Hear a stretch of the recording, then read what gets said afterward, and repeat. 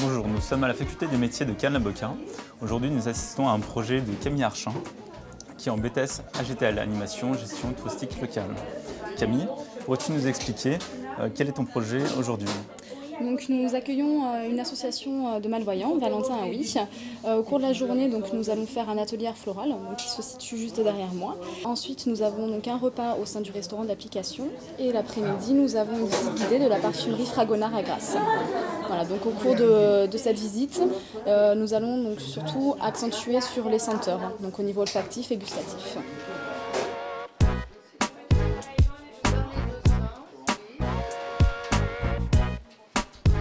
Je vous présente l'association Valentin Aoui. Nous sommes avec la présidente du comité de cette association. L'association Valentin Aoui, plus connue sous le sigle AVH, est là pour aider les malvoyants et les non-voyants à supporter leur handicap. Donc nous organisons un tas de sports, de sorties, les week-ends. Avez-vous déjà eu l'expérience de cet art floral avec des personnes malvoyantes et non-voyantes ? Pour vous répondre, non, jamais. On n'a jamais fait cette expérience-là avec ces personnes-là. Mais les personnes qui sont venues aujourd'hui, ce sont des personnes qui font de la poterie, donc qui sont déjà un petit peu artistes sur les bords. Voilà.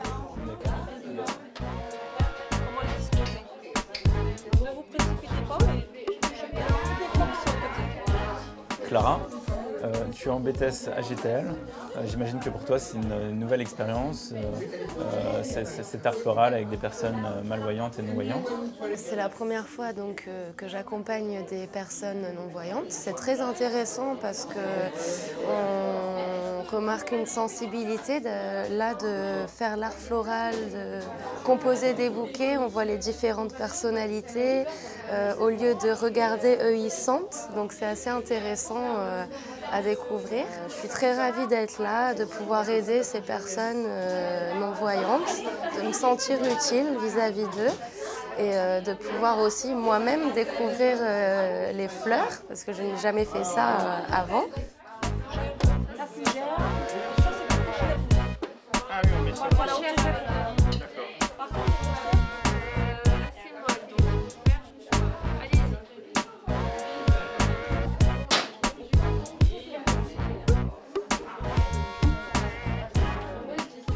Monsieur Guiton est le professeur d'art floral à la faculté des métiers. Aujourd'hui, quel ressenti vous avez par rapport à ce nouveau public, les différents modes de fonctionnement? On a choisi des végétaux qui étaient parfumés, le plus parfumé possible déjà, pour pouvoir montrer qu'on s'intéressait à ce public de personnes non-voyantes. Et les jeunes étaient très enthousiastes ce matin de pouvoir aider ces personnes à faire cette composition. Alors évidemment, il y a la difficulté de se servir des outils, même si on a un métier où on n'a pas des gros outils, mais on a quand même quelques sécateurs et serpettes. Donc il a fallu bien leur expliquer les dangers qu'ils pouvaient rencontrer lors de cette expérience. Une double expérience pour eux parce qu'en même temps, ils sont devenus formateurs. C'était eux qui étaient là pour guider les personnes non-voyantes. Donc ils ont eu un rôle de formateur, donc de responsabilité. Et je trouve que c'est bien. Voilà. Alors là, des feuilles, on peut plus en remettre parce qu'il y en a... Et des petits, si vous voulez. Ah oui, je veux bien, oui. On va mettre des petits. Pour entourer un peu le blanc. Madame Giraud est une personne malvoyante qui participe ce matin à ce projet. Nous allons écouter son expérience de cette matinée. Alors, je suis atteinte d'une DMLA. Je ne peux donc pas lire ni écrire. Mais ce matin, j'ai été très contente de participer à cet atelier de floral. J'ai reconnu les fleurs quand même parce que je peux voir les couleurs. Mais l'on m'a aidé quand même énormément pour pouvoir faire ce chemin de table.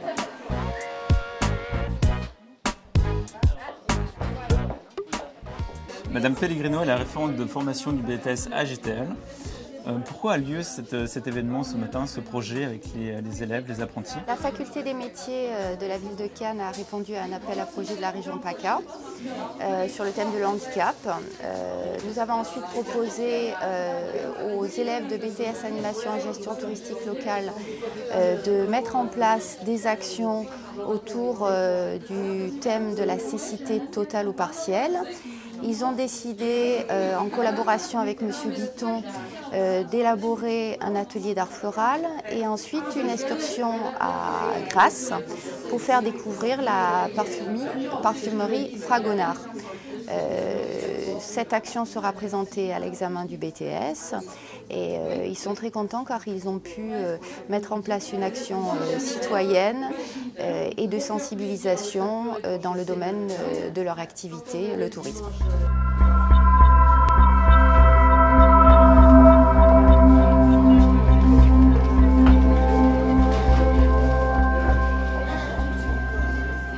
Cet après-midi, nous sommes dans une usine de Fragonard à Grasse, à une vingtaine de kilomètres de Cannes-la-Boca. En quoi consiste cette visite de cette usine? Donc, nous sommes venus ici avec nos invités. Nous avons commencé par un locto olfactif. Plusieurs flacons ont été donnés à nos visiteurs. Il fallait qu'ils reconnaissent les différentes senteurs. Ensuite, nous avons visité les ateliers, le conditionnement, la savonnerie. Et là, actuellement, nous nous situons dans la boutique où nos invités sont en train de sentir les différents parfums de Fragonard. Je vous souhaite la bienvenue dans les parfumeries Fragonard, dans la ville de Grasse aussi. Grasse, depuis longtemps, c'est le capitale mondiale des parfums. Mais ce n'était pas toujours le cas. Au départ, cette ville était réputée pour ses tanneries. Les tanneurs de Grasse, ils ont utilisé des essences des fleurs de cette région pour masquer la forte odeur de cuir. Donc, c'est comme ça qu'était née d'abord la profession de maître gantier parfumeur, qui évoluera plus tard vers le métier parfumeur. Ici, c'est notre laboratoire. Ce sont les chimistes qui travaillent ici. Donc, ils travaillent avec des différentes essences. Ils font les bases des parfums. Dans les parfums, il peut y avoir entre 20 jusqu'à 250 essences différentes.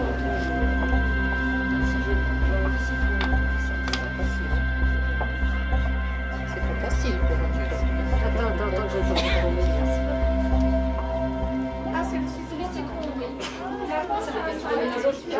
Qu'est-ce que vous pensez de cette visite de Fragonard? C'est très intéressant, surtout au niveau des parfums, bien sûr, parce que c'est la primeur de la visite. Et ensuite, surtout la découverte, nous qui ne voyons pas, ou très peu, de pouvoir distinguer des plantes, des parfums, d'avoir une idée surtout olfactique. C'est surtout ça par rapport à notre vue. Bon, c'est un complément, quoi. Et le toucher de la plante aussi en même temps, quoi, pour savoir la texture. Alors justement, par rapport à ce matin, au niveau de l'art floral, qu'avez-vous pensé? Un art floral, on s'est exprimé, donc c'est un peu différent, quoi. La matinée est peut-être un peu plus créatif le matin et un peu plus visite l'après-midi, quoi, si on peut dire. Voilà. D'accord. Et par rapport aux étudiants, aux apprentis qui vous ont suivi toute la journée? Alors, un bon accueil, un bon accueil. Ils sont au petit soin pour nous en plus, si on peut dire. Ils sont vraiment très attentifs. Je vois ce matin aussi les filles qui nous ont aidés à faire les compositions florales, très, très attentifs, un peu même pleine de questions vis-à-vis de la cécité, une curiosité de rencontrer des gens qui se débrouillent quand même pas trop mal en ne voyant pas. Merci beaucoup pour votre participation de cette journée. C'est moi qui vous remercie. C'était très agréable. Merci. Vous travaillez à l'Office du tourisme du Palais des Festivals à Cannes. Tout à fait. Vous nous avez suivis tout au long de la journée pour l'accompagnement des personnes malvoyantes. Oui. Pour quelles raisons? Dans quel but? Alors en fait, tout simplement, je suis donc chargée de tout ce qui est tourisme et handicap au sein du Palais des Festivals, notamment donc à l'Office du tourisme de Cannes. Donc en fait, la chose qui va être faite peut-être pour plus tard, on va avoir des projets, ça va peut-être de réaliser en fait une visite guidée pour des personnes handicapées, alors pour tout type de handicap, parce qu'en fait on a des labels, donc le label tourisme handicap en fait prime sur les 4 types de handicap, tout ce qui est moteur, visuel, auditif et mental. Donc le but en fait c'est de peut-être développer des futurs thèmes, des futures visites guidées, notamment du Palais des Festivals, pour pouvoir faire notamment pour tout ce qui est moteur, peut-être pratiquer un circuit qui soit accessible avec des ascenseurs, etc. Voir tout ce qui est aussi handicap visuel, auditif et mental.